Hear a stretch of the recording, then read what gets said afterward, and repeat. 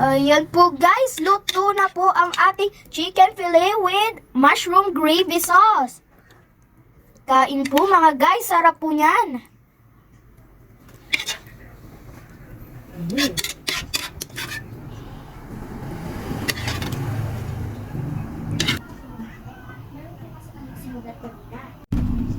Ayan po guys, luto na. Ano po sinabi na KFC dito po sa luto ng mama ko?